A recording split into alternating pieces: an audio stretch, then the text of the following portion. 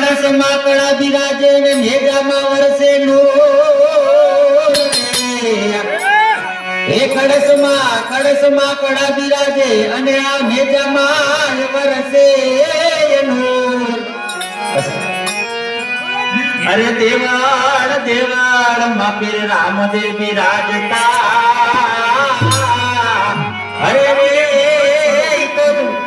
પીરજી જ્યોત સ્વરૂપ પણ